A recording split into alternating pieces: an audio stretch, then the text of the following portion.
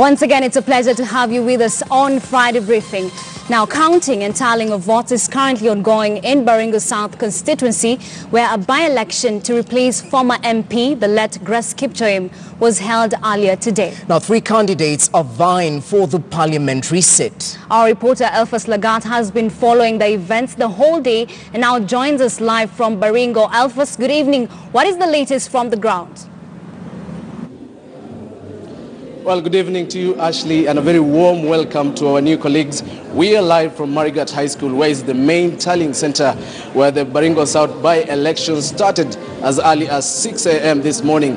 So what we have for you right now, Ashley, is that the counting and the tallying of the votes is currently ongoing right behind me. What we would want to point out that it was not electronic transmission of results from the 132 polling stations in the constituency, but it was rather done manually. So what happened was that the presiding officers in the different polling stations, they filled the forms 35As and then presented them to the main tallying center, where the presiding the presiding officer, or rather the returning officer, sorry for that, would be declaring the results of the candidates as they happen. So what we have right now, Ashley, is that Charles Cameron, who is the Jubilee candidate, has 1,399 votes, which translates to 57.64% of the votes that have been cast.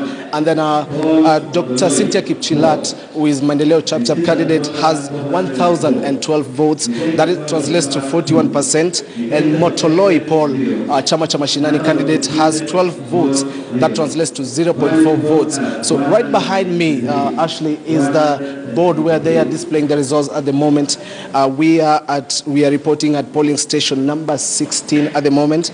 And as it stands, Charles Cameron, who is the Jubilee candidate, is now leading from what we have so far. That is 16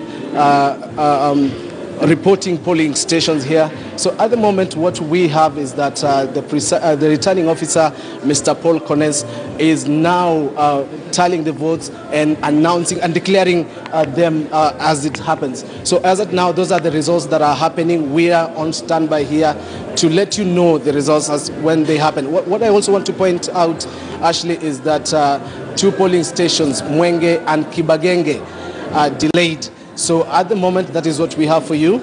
And back to you in studio, Ashley. All right, Elfas, how would you describe the voter turnout?